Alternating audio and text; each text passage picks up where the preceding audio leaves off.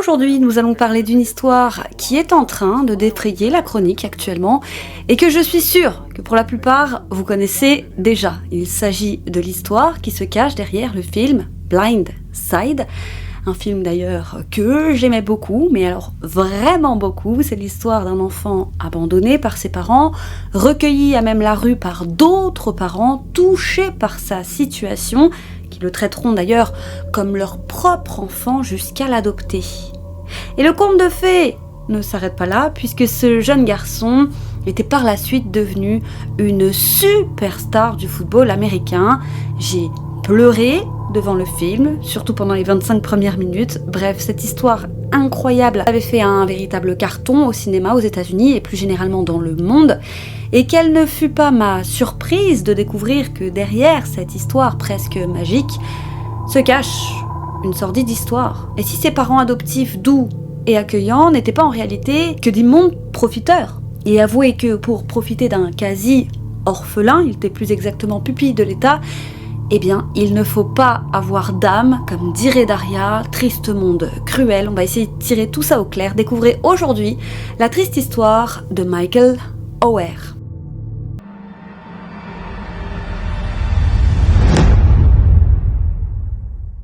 Comme toujours les amis, n'hésitez pas à vous abonner si ce type de contenu vous plaît et n'oubliez pas de liker la vidéo. Michael Oher, né Michael Jerome Williams Junior, a vu le jour en mai 1986 et du fait de sa stature impressionnante, il sera surnommé Big Mike. Et le moins que l'on puisse dire, c'est qu'enfant, la vie ne lui a pas fait de cadeau. Bien qu'il soit actuellement âgé de 37 ans, d'ailleurs il a mon âge, sachez-le, qu'il soit marié et père de 4 beaux enfants, pour mieux comprendre son histoire, il faut se replonger dans sa jeunesse. Et les premiers jours de sa vie annoncent la couleur. Ses parents, Michael Jerome Williams ainsi que Denise Oher, se sont rencontrés en prison. Le premier va déserter le domicile une semaine après la naissance de Michael, et puis c'est pas plus mal d'ailleurs, puisqu'il passera sa vie à faire des allers-retours en prison. Quant à la maman, ce n'est guère mieux. Même si elle aime ses enfants, elle lutte depuis des années contre des addictions. Elle sombre toujours plus. Ajoutez à cela que la famille habite dans une région pauvre de Memphis, une région à fort taux de criminalité. Et alors que le foyer est plus que précaire, ça n'empêchera pas la maman d'avoir 12 enfants. Alors même qu'elle est tout à fait incapable de s'occuper d'un seul de ses enfants. Et sachez pour information que Michael Oher est le 6e de la fratrie. Alors le pauvre Michael, avec un père inexistant et une mère toxique, il ne recevra que peu d'attention, et d'ailleurs pareil pour ses frères et sœurs. Et ils comprennent très tôt dans la vie qu'ils devront se débrouiller seuls.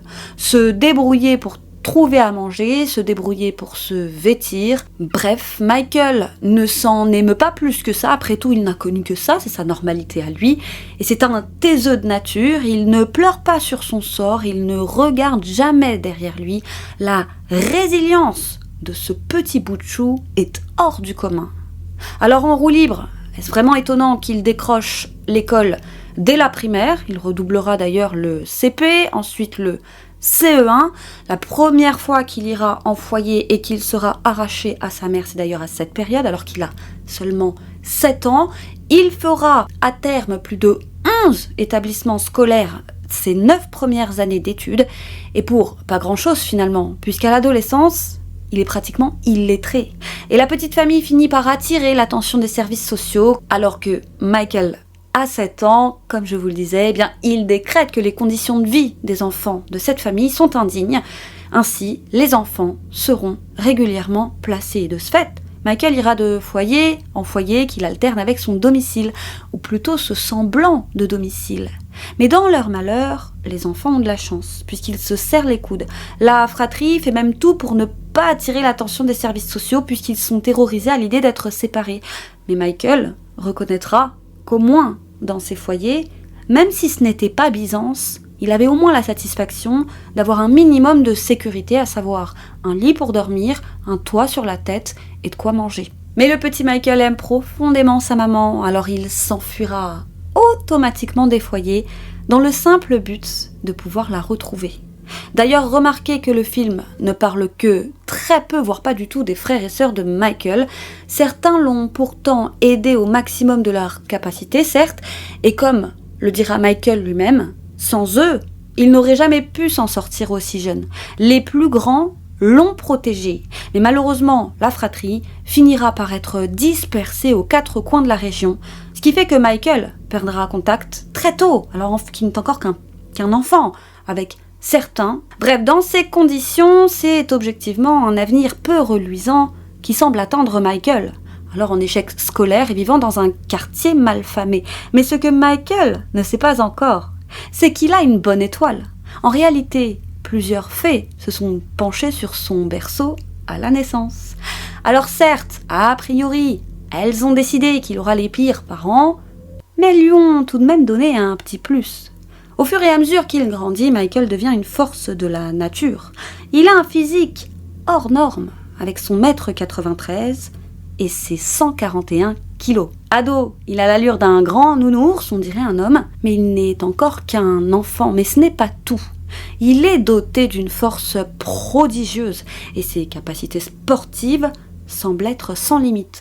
On dirait que Mère Nature l'a taillé pour devenir un jour un grand sportif professionnel, que ce soit un joueur de basket ou encore un joueur de football américain. C'est là qu'il trouvera son salut, mais ça on va y revenir. Pour l'heure, il n'est qu'un pauvre enfant abandonné en échec scolaire. À l'adolescence, son train-train est invariablement le même, et Michael, désormais devenu donc un grand gaillard, ne semble même plus intéresser les services sociaux. Et ça tombe bien, Michael en a marre des foyers. Et puis petit à petit, il perd le contact avec sa mère. Et puis on peut aussi se demander pourquoi Michael va encore à l'école, tant il n'y apprend rien. Comme je vous le disais, à l'arrivée au lycée, il ne maîtrise ni la lecture, ni l'écriture. Mais c'est mieux que d'être à la rue pour Michael, le pauvre est SDF. Au moins, il a quelque part où aller la journée, ça fait passer le temps, et c'est mieux que rien. Celui qui semble être un homme n'est en réalité qu'un tout jeune adolescent, il est livré à lui-même. Alors c'est toujours la même chose, après l'école, il traîne ça et là pour faire passer le temps et chercher un endroit où dormir. À l'âge de 15 ans, il est scolarisé au lycée public de Memphis. À ce moment, il est hébergé ça et là par des parents d'élèves, touchés par sa situation, ainsi que d'autres bons samaritains de la ville, mais c'est au petit bonheur la chance, et il arrive souvent qu'il n'ait nulle part où dormir. La vie de Michael, c'est un peu les malheurs de Sophie et Rémi sans famille réunis. C'est 2 dessins animés qui ont probablement traumatisé nos amis quadras et trentenaires. En tout cas, nous, ça a été le cas chez moi. Mais le destin est en marche, et on n'arrête pas le destin. Il y en a bien un qui a remarqué la détresse du pauvre adolescent et qui est déterminé à l'aider vraiment. C'est un certain Tony Henderson, un mécanicien de la ville. Tony est touché par le sort de Michael. Et comment ne pas être touché, il a un fils du même âge. Dès lors, il va l'aider, lui offrant un toit sur la tête. Il l'héberge dans son logement social. Il est là, il dort dans le salon, mais plus que ça. Lui a repéré les formidables capacités sportives de Michael. Dès lors, il va l'aider, avec d'autres membres de la communauté, à entrer dans un lycée privé, la Bjarkrest, une école chrétienne. À ce moment, Tony souhaitait que son fils intègre cet établissement privé. C'était là les dernières volontés de sa mère, que son petit-fils ait une éducation solide, qui lui permettrait de trouver un bon travail. Alors, Tony a eu l'idée de soumettre aux responsables de la Bjarkrest la candidature de Michael. Et d'ailleurs, la majeure partie du film se déroule après que Michael soit entré à Bjarkrest. Et pour beaucoup, avoir choisi cet espace-temps a détourné l'attention sur toutes ces autres personnes qui ont aidé Michael auparavant, y compris d'ailleurs sa propre famille, on n'en fait pas état dans le film, et y compris également ses frères et sœurs, et les gens de sa communauté, donnant ainsi l'illusion que seuls les Tyoi, d'ailleurs on va y revenir, l'avaient aidé. Et je ne suis pas tout à fait d'accord. Moi je trouve que le film commence justement par Tony qui essaye de persuader l'entraîneur du lycée de Bjarkrest d'intégrer Michael. Donc le film fait état de cet autre sauveur, Tony. Donc certes, le niveau scolaire de Michael est au plus bas, mais Tony va expliquer à l'entraîneur qu'il gagnerait à l'intégrer, que ce soit dans leur équipe de basket ou de football américain. Et après une longue hésitation, Michael sera finalement intégré. Et Tony, sous l'impulsion de sa femme qui en a marre de loger Michael, eh bien doit se séparer de Michael. Retour à la rue pour Big Mike. Versera-t-il une larme ? Non. Non, il est résilient, encore et toujours. Ici encore, il reste souvent chez les familles de ses camarades de classe parce qu'il est, je cite, seul et sans le sou. Il fait du couchsurfing chez qui veut bien l'accueillir, et bien sûr quand c'est possible, sinon, et vous le savez, eh bien c'est dehors. Et l'une des familles à l'accueillir occasionnellement, eh bien, c'est les Tuoi, Lee, Anne et Sean Tuoi. Ils habitent eux aussi Memphis, mais du côté huppé de la ville. Le couple s'était rencontré à l'université, madame était pom-pom girl et monsieur basketteur. Sean, le papa, a été drafté à l'époque par les Nuts du New Jersey en 1982, mais il avait fini par poursuivre sa carrière de basketteur à l'étranger, à la suite de quoi il était retourné aux États-Unis et avait fait fortune avec Lee Ann en exploitant une multitude de restaurants, Taco Bell, KFC, Freddy's, etc., de la ville. Et ils sont les heureux parents de 2 enfants, un garçon et une fille, et leurs enfants sont justement scolarisés à Bjarkrest. Et les premières rencontres avec ses futurs parents adoptifs se feront autour d'événements sportifs, les événements sportifs du lycée. C'est Sean, le premier, le père, qui va remarquer que le camarade d'école de ses enfants, du haut de ses 16 ans, a l'air d'être sans domicile fixe. Il trouve ça très très étonnant dans un pays où normalement les enfants ne sont pas livrés à eux-mêmes.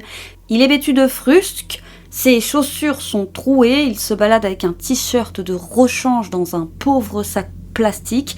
Il n'hésite pas à ramasser la nourriture telle que du soda, des chips ou des pop-corn qu'il trouve dans les tribunes après les matchs au lycée, signe qu'il ne mange pas à sa faim. Et Sean, le père, touché par sa situation, eh bien, va commencer à payer ses repas scolaires. Puis, il va lui offrir un endroit où rester, un jour par-ci, un jour par-là. Puis, quelques semaines plus tard, il l'invite à fêter Thanksgiving avec sa famille.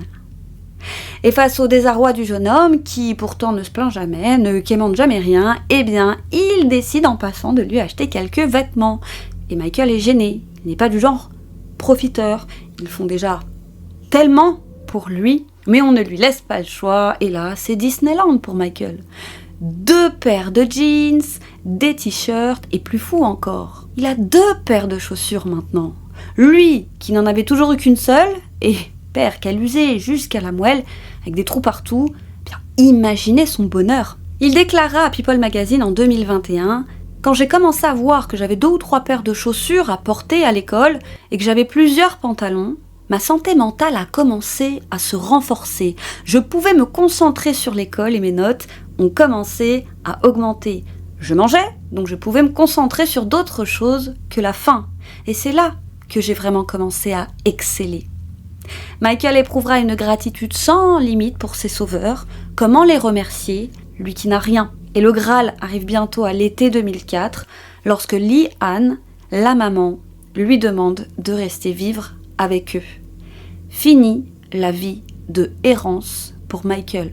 Elle lui installe une chambre, dur de trouver un lit assez grand pour Big Mike, mais elle ne ménage pas ses efforts. Et il y a une scène dans le film, est-elle vraie ou non, je ne sais pas, et je dois vous avouer qu'elle m'a fait verser ma larmichette, je vous la mets. J'ai trouvé le temps de te préparer une meilleure chambre. C'est ma chambre? Oui, mon cher. J'ai jamais eu ça avant. Quoi, une chambre à toi tout seul? Un vrai lit. Eliane ira même plus loin, puisqu'elle paiera des cours particuliers à Michael afin qu'il rattrape son retard scolaire. Aux États-Unis, les études supérieures et les sports de haut niveau sont intrinsèquement liés.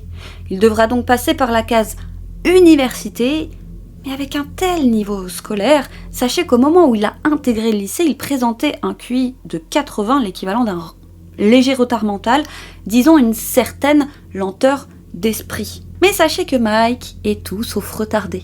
Il a même un potentiel scolaire et intellectuel monstre. Mais qui peut bien le savoir à ce moment-là? Il n'a jamais fait un seul devoir. Il avait plus important à faire, comme trouver à manger, dormir ou rester en sécurité. Il a cumulé d'année en année les plus mauvaises notes, et sans aucun espoir pour lui, eh bien les professeurs se le refilaient d'année en année dans l'espoir qu'un tel fardeau quitte rapidement le système scolaire. Donc à la fin, on ne le faisait même plus redoubler, alors même qu'il ne savait ni lire ni écrire. Ou du moins, vraiment, ils ne maîtrisaient ni l'un ni l'autre. Mais Michael s'accroche à l'école. Encore une fois, l'école, c'est toujours mieux que d'être dehors et puis on y est au chaud. Mais voilà, Michael va littéralement défier les statistiques puisqu'en 6 mois à peine, à force de travail acharné, et je pèse mes mots, acharné, Michael, quasi illettré, rattrapera une immense partie de son retard. Michael est doté d'une mentalité incroyable, d'une force de travail rare et d'une intelligence certaine. Intelligence qui n'avait jusque-là jamais été exploitée. Je vous l'ai dit, malgré les apparences, les faits se sont bel et bien penchés sur son berceau. Dans le film, on apprend que Lee, Ann et Sean initient Michael au football américain. Eh bien, c'est une pure invention. Avant même d'intégrer cet établissement privé, Michael était un prodige du basket, un prodige du football américain, enfin un prodige. Il était extrêmement doué et c'était aussi un redoutable sprinter. Il était passionné de course et il laissait souvent les gens sans voix. Les gens se demandaient mais comment ? Avec une telle corpulence, imaginez, il faut quand même les porter ces kilos. Avec un centre de gravité assez haut vu sa taille, comment Michael peut-il courir aussi vite ? Le film dira, j'ai aimé cette phrase, c'est une combinaison rare et chère. Big Mike allie puissance, force et rapidité. Et donc, comme je vous le disais, si au début Michael se dit qu'il sera joueur de basket pro, c'est finalement le football américain qu'il choisit. Et voici ce qu'il faut savoir pour mieux comprendre les choses. Dans une équipe de football américain, le joueur le mieux payé, c'est le quarterback. Et le deuxième, c'est le bloqueur défensif. Il est chargé de protéger la course du quarterback et de couvrir ses angles morts en bloquant les adversaires. Et comme il est si bien dit dans le film, le plus gros salaire paye les factures et le deuxième plus gros salaire paye les assurances. Et donc pour être un bon bloqueur défensif, il faut être redoutablement puissant. Il faut avoir une corpulence massive, des mains immenses et des pieds, je cite, aussi rapides qu'un marteau-piqueur. Alors ces fameuses fées penchées au-dessus de son berceau lui ont donné des capacités extrêmement rares et réunies en un seul homme. Dès lors, Michael va consacrer toutes ses capacités physiques et mentales à l'exercice de ce sport et bien évidemment en parallèle à ses études. Et l'esprit libéré, avec l'amour et le soutien de sa nouvelle famille, les performances de Big Mike explosent. L'année même de son intégration, il est élu joueur de l'année de son école. Mais bizarrement, et malgré ses performances, discret comme il est, et dans une équipe pas spécialement d'ailleurs reconnue au niveau national, eh bien ce petit prodige passe au travers des radars. On ne sait pas qui est Michael dans cette ville, les autres entraîneurs ne savent même pas qui il est, mais tic, tac, bientôt son nom sera sur toutes les lèvres. Et il y en a un qui a entendu parler de Michael, ce petit lycéen prodige. C'est le journaliste sportif Tom Lemming. Quelqu'un lui a envoyé un extrait vidéo où on peut voir Michael à l'œuvre. Il était époustouflé par ce qu'il arrive à faire. Il expliquera que de sa vie, il avait rarement vu quelqu'un cumuler autant de qualités. Tout ça, je vous l'ai déjà expliqué. Alors il décide d'écrire sur lui. Et imaginez, lorsqu'il apprendra l'histoire ô combien touchante de son enfance et de ses sauveurs. Waouh, se dit Tom. Il commence par un article, puis finira par écrire un livre, mais ça, on y reviendra. Les projecteurs semblent enfin se diriger vers ce timide gaillard et ses performances sont si convaincantes qu'il finira par attirer l'attention des plus grandes universités. Elles veulent toutes ce bloqueur défensif d'exception dans leur équipe. Et Michael a l'embarras du choix. Et les perspectives financières à terme sont insane. On parle de plusieurs centaines de millions de dollars s'il arrive à faire carrière. Et c'est à ce moment, quelques semaines après le 18e anniversaire de Michael, juste avant qu'il n'intègre l'université et peu de temps après avoir été invité à vivre à temps plein chez les Tuohy, et bien que le couple décide d'adopter Michael. Ils expliquent à Michael qu'ils le considèrent comme leur propre enfant, qu'ils l'aiment et qu'ils seront toujours là pour lui. Alors imaginez la joie de Michael. Une famille, enfin, et pas dysfonctionnelle cette fois, et des gens qui l'aiment. Avec ses frères et sœurs, ils avaient toujours été des sortes de moutons noirs, rejetés par les adultes. Et dans leur esprit d'enfant, ils ne pensaient pas qu'ils étaient dignes d'être aimés. Et à leurs yeux, tous les adultes étaient méchants, Mais comme je n'ai de cesse de le dire, le destin de Michael est en marche. Il rejoindra l'université du Mississippi et ce n'est pas un hasard. Il aurait pu aller dans de plus prestigieuses universités, mais s'il a choisi le Mississippi, c'est pour suivre les pas de ses parents adoptifs qu'il admire. Souvenez-vous, les Tuohy s'étaient même rencontrés là-bas. On le verra plus tard, mais Mike aussi rencontrera sa femme là-bas. Et son tout premier contrat, alors qu'il n'est encore qu'un adolescent, sera, tenez-vous bien, de 13 millions de dollars. Et c'est seulement 3 ans après l'adoption de Michael que son histoire sort au cinéma. À ce moment, lorsque le film est sorti, Michael venait de quitter l'université et en était à sa première saison dans la NFL avec les Ravens de Baltimore. Et sachez pour la petite histoire que notre héros finira même par remporter le Super Bowl en 2013. Quoi de mieux comme consécration, mais encore une fois on y reviendra plus tard en détail. Les Américains à la découverte de ce film sont bouleversés, ça redonne presque foi en l'humanité, sans compter que beaucoup d'enfants défavorisés voient en Big Mike une sorte de modèle. Si lui a réussi à s'en sortir, alors peut-être qu'eux aussi. Mais vous vous doutez bien qu'il y a un mais. Alors que l'histoire aurait dû s'arrêter là, le monde entier a appris cette semaine, soit 14 ans après ce Blind Side, que Michael porte plainte contre ses parents adoptifs. Il leur réclame 15 millions de dollars. Mais alors, qu'a-t-il pu bien se passer pour que le rêve tourne au vinaigre ? Eh bien, la triste réalité, c'est que Michael a découvert récemment qu'il n'a jamais été adopté par les Tuohy. Tout ça n'était que pure invention, ils lui ont menti. Il découvre du haut de ses 37 ans qu'il a en fait été mis sous tutelle à l'âge de 18 ans et que donc, rien, légalement, ne le rattache à la famille Tuohy. Famille Tuohy qui crie encore à qui veut bien l'entendre, et ce même des années plus tard, à quel point ils aiment leur fils adoptif, ils aiment Michael, ce qui veut dire que quelques mois après son 18e anniversaire, alors que toutes les plus grandes universités se l'arrachaient, encore une fois, imaginez les perspectives financières, et bien beaucoup pensent que tout ça n'a pas échappé aux Tuohy. Et que Michael, naïf, ne s'est pas méfié. Et alors que les Tuohy lui ont tendu les papiers de la tutelle, d'ailleurs je fais une pause. Sur les documents anglais, sur les sources anglaises, je vois curatelle. Sur les sources françaises, je vois tutelle. Donc je pense que c'est un défaut de traduction. Je ne sais pas s'il a été sous curatelle ou sous tutelle. C'est deux choses différentes. Je vous le mets à l'écran. Et donc pour ne pas l'alerter, eh bien, les Tuohy lui ont fait croire que c'était là la toute première étape administrative de sa procédure d'adoption et que c'est pour ça que ce papier n'a pas tout à fait l'air, à y regarder de plus près, d'être un papier d'adoption. Et le pauvre Michael n'y voit que du feu. En réalité, ce document permettait aux Tuohy d'avoir tout pouvoir sur l'argent de Michael et d'effectuer tout type de transactions commerciales en son nom. Voilà que les Tuohy ont mis la main sur un sacré paquet d'argent, puisque comme je vous le disais, un livre sera tiré de cette histoire, livre écrit par le fameux journaliste sportif, donc qui sera un véritable best-seller. Il y a des droits qui reviennent aux Tuohy, en principe, normalement à Michael et aux Tuohy, mais en l'occurrence uniquement aux Tuohy, puis un film. Et rétrospectivement, on pense même que les parents ont attendu que la tutelle soit effective pour signer les droits du film afin d'empocher l'intégralité des royalties. Je m'explique. Ce film qui raconte donc l'histoire de Michael sera le plus gros succès de l'année 2009 au box-office américain.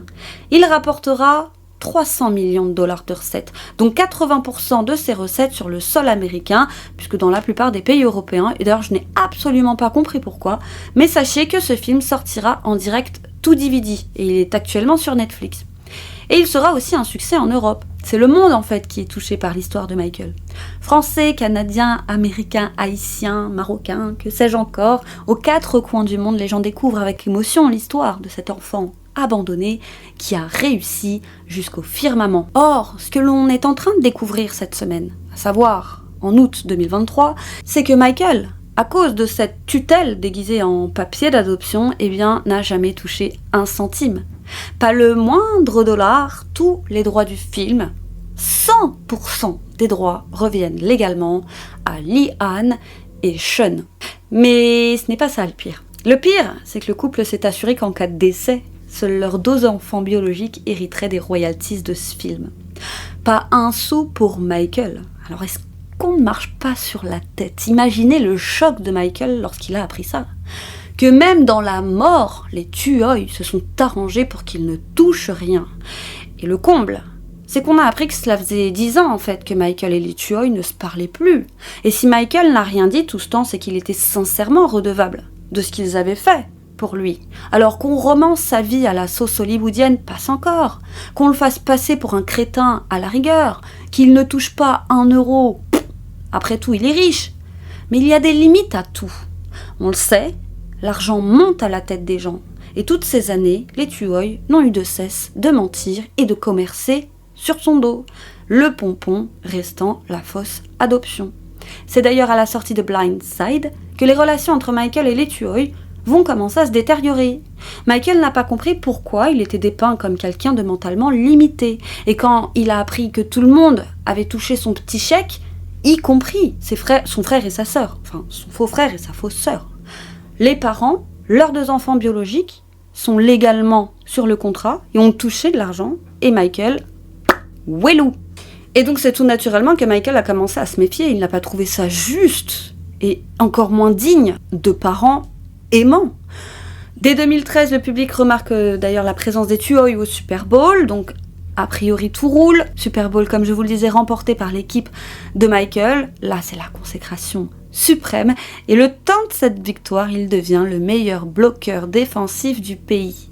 Mais en 2016, quand les Tuohy ont posté leurs photos de famille, donc c'est 3 ans après le Super Bowl, Michael était absent. Bizarre, mais rares sont ceux à s'en être aperçus. Les regards sont encore et toujours rivés sur la formidable histoire de Blind Side qui ne cesse de faire de l'argent malgré les années qui passent. Ce film, appelons un chat, c'est une machine à fric. Michael, très discret sur sa vie, restera silencieux, respectueux. Il n'aura de cesse d'éprouver de la gratitude pour ses parents adoptifs dans la presse, même si on sait rétrospectivement qu'ils étaient déjà en froid. À ce moment, précisons quand même qu'il ne sait pas encore qu'il n'a jamais été adopté. Ça, je le répète, il le découvrira en début d'année. Il y aura néanmoins le point de non-retour lorsqu'il découvrira le poteau rose. Donc aujourd'hui, Michael se bat pour récupérer, certes, les droits de ce film. Alors, sa part, ni plus ni moins.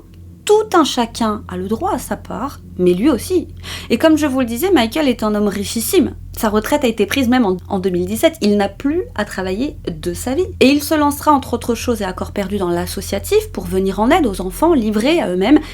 Il dira « Ils sont beaucoup là-dehors à avoir besoin d'aide. Moi, on m'a tendu la main. À moi de rendre là. Pareil. » Et ça, c'est le combat de sa vie. Alors, ces 15 millions pour Michael, c'est du pipi de chat. C'est pour ça qu'il ne s'est jamais battu pour avoir l'argent de ce film auparavant. Qu'il avait même tué dans la presse, qu'il ne parlait plus aux Tuohy pour ne pas leur porter préjudice. Eux qui avaient comme argument marketing principal notre cher fils adoptif Michael. Mais à la lumière de ces nouveaux éléments, c'est devenu une question de principe. Il comprend qu'il n'a été qu'une vache à lait, à partir de quand les Tuohy ont manigancé leur plan, impossible de savoir, mais on pense rétrospectivement qu'ils étaient sincères au début, encore une fois, que tout est venu du cœur, l'hébergement, les vêtements, mais qu'avec le temps, les perspectives financières leur sont montées à la tête. D'ailleurs, dites-moi ce que vous en pensez. D'autres disent que par exemple, c'est dès le début en fait, et que tout était prévu, que le calendrier des dates entre l'adoption et les premiers millions gagnés et la parution du livre ne peuvent pas être un hasard. Bref, alors imaginez la réaction des Américains lorsqu'ils apprennent tout ça. Ils sont si écœurés qu'ils ont lancé des pétitions pour faire retirer les awards remportés par le film. Et le premier award visé, l'Oscar de la meilleure actrice de Sandra Bullock. Mais Michael est monté au créneau. Sandra n'a rien fait. Elle le mérite, son Oscar. Qu'a-t-elle à voir avec tout ça? Mais si Michael se bat, c'est aussi et surtout pour faire annuler cette tutelle. Et oui, vous ne rêvez pas, il a beau avoir 37 ans, être en couple depuis 17 ans, marié, père de 4 enfants, il a beau avoir connu une carrière incroyable, avoir été couronné de succès, n'avoir aucun problème ni physique ni psychologique, il est légalement toujours sous la tutelle des Tuohy. Tuohy qui avaient continué de raconter leur salade quant à l'adoption de Michael pour signer de juteux contrats. Donc Michael les a rendus multimillionnaires, eux qui étaient déjà, croyez-moi, déjà bien riches. Et ils continuaient allègrement leur pipeau et leur mytho, mais en coulisses. C'est la rupture.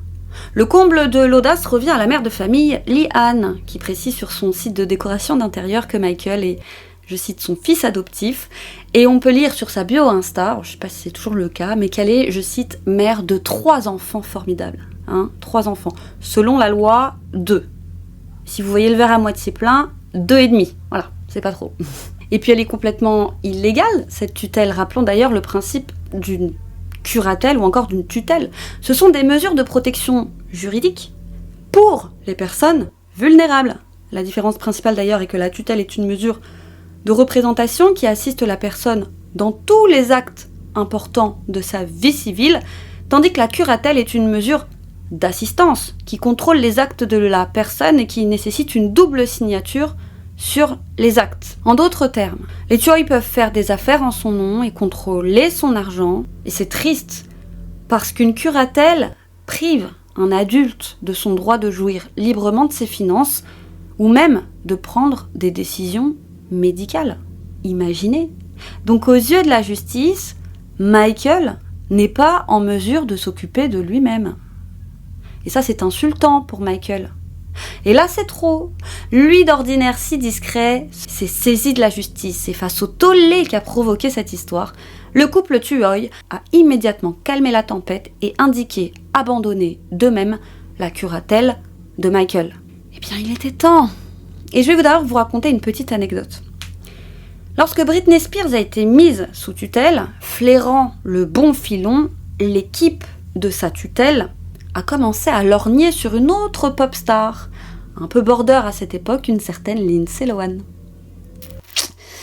Et Lindsay Lohan n'a pas eu beaucoup de chance avec ses parents, elle non plus, entre son père alcoolo, profiteur, et sa voleuse de mère, qui n'a eu de cesse de faire courir à sa fille toutes les auditions alors qu'elle ne savait à peine marcher pour au final lui bouffer un max de fric.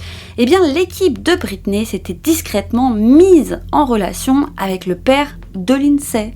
Donc il propose au père de Lindsay de mettre sa fille sous tutelle. A priori, les parents ont le bon profil, on dirait de bons parents ingrats qui n'hésiteront pas à manger l'argent de leur fille. Et même pour le père de Lindsay Lohan, qui croyez-moi a très mauvaise presse aux États-Unis, même pour lui, c'est hors de question. Et il est même monté au créneau. Sa fille sous tutelle, même pas en rêve. C'est quoi ce genre de voleur ? On lui a proposé de voler sa propre fille. Vous vous rendez compte ? Et même pour lui, qui a encore une fois une triste réputation, c'était inconcevable de faire ça. Il expliquera que personne, ni lui, ni sa femme, ni même le président, n'a le droit de s'emparer de l'argent et de la vie de sa fille.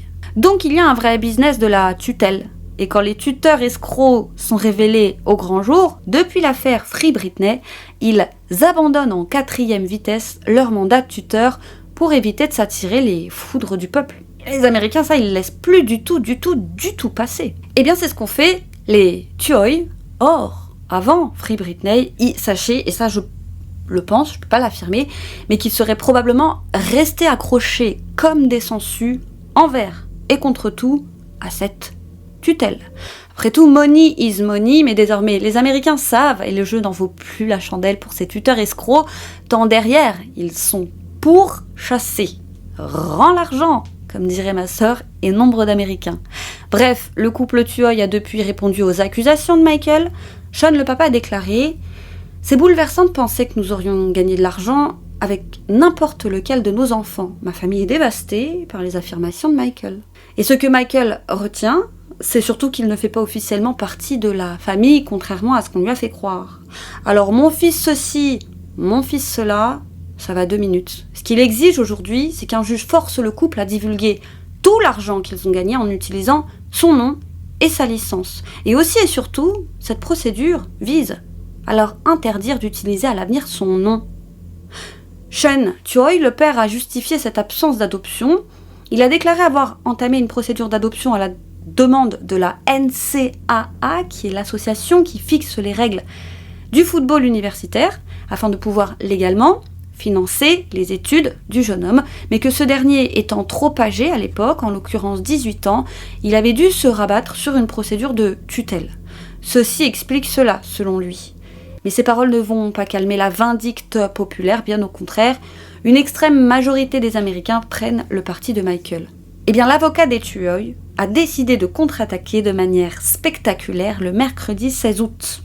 Il a déclaré auprès du magazine People, je cite, « Mes clients ont ouvert leur maison à Monsieur Auer. Ils lui ont offert une structure, ils lui ont offert un soutien et surtout un amour inconditionnel.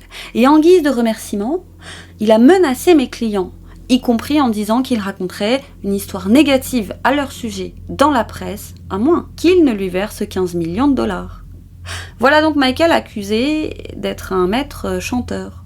Et toujours selon cet avocat, Michael n'en est pas à son coup d'essai. Selon lui, ses anciens avocats l'auraient arrêté dans sa démarche après avoir vu les preuves et appris la vérité qui corroborait la version des Tuohy. On n'a aucune preuve aujourd'hui de ça. Si Michael se plaint, c'est probablement, selon lui, une tentative, je cite, cynique pour attirer l'attention sur lui, car il a récemment sorti un livre. Donc, il s'appelle Maître Singer. Maître Singer a également déclaré que Michael aurait bien reçu une certaine somme d'argent pour le film et que les Tuohy avaient été obligés de le placer sous tutelle dans le but de répondre aux besoins de Michael au moment de son entrée à l'université, à savoir l'obtention du permis de conduire, l'obtention d'une assurance maladie, ainsi que diverses aides pour son admission à l'université. Mais selon les avocats de Michael, il faut arrêter cette mascarade.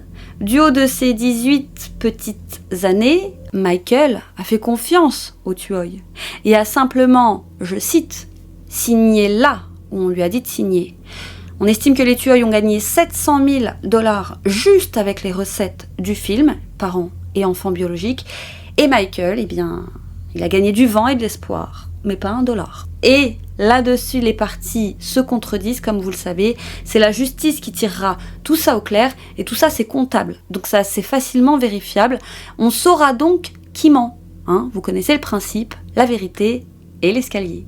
Mais les avocats de Michael sont allés plus loin. Ils ont expliqué que c'est lorsque Michael a découvert que Leanne et Sean continuaient de toucher des intérêts sur les recettes du film qu'intrigué, il a engagé l'avocat Gérard Strange pour examiner la situation. Et c'est son avocat qui a découvert les documents de la tutelle en février 2023, laissant Michael sans voix. Abasourdi. L'avocat de Michael dira « Michael n'a pas grandi avec une vie de famille stable. Lorsque la famille Tuohy lui a dit qu'elle l'aimait et qu'elle voulait l'adopter, cela a comblé un vide qu'il avait accompagné toute sa vie. Et découvrir qu'il n'avait pas été adopté a dévasté Mike et l'a profondément blessé. Et encore une fois, la suite de cette affaire se passera devant les tribunaux. Et peut-être qu'on pourrait terminer cette histoire, qui ne fait en réalité donc que commencer par ce qui est devenu Michael. Et bien après avoir obtenu un diplôme en justice pénale, tout de même, Michael a joué dans 3 équipes différentes au cours de sa carrière. Les Ravens de Baltimore, les Titans du Tennessee en 2014, puis en mars 2015, il a signé un contrat de 2 ans avec les Panthers de la Caroline, mais il a été libéré de son contrat en juillet 2017 après une blessure. Bref, entre-temps, il a gagné donc le Super Bowl, l'année où Beyoncé chantait à la mi-temps, où elle avait réuni les Destiny's Child, je m'en souviens encore. Eh bien, il a pris sa retraite en 2017, il a épousé en 2022 une certaine Tiffany Roy, après 17 ans de vie commune. Effectivement, les deux s'étaient rencontrés à l'université. Il avait eu avec elle 4 beaux enfants, 2 filles et 2 garçons, et donc c'est simplement récemment qu'ils se sont mariés. Voilà, c'est tout pour aujourd'hui. Dites-nous ce que vous en avez pensé en barre de commentaires. Est-ce que vous aussi, ça vous est arrivé de vous faire traîtriser financièrement comme ça par des proches? N'hésitez pas à nous le dire en barre de commentaires. N'hésitez pas également à liker cette vidéo si elle vous a plu, à vous abonner. Profitez bien, parce que bientôt c'est la rentrée. Alors bonnes vacances à tous si vous êtes en vacances. N'hésitez pas à nous suivre sur nos réseaux sociaux, les YouCrim Sisters. Avec Lilia, on vous fait de gros bisous et on vous dit à très vite sur YouCrim pour une autre triste histoire, les amis.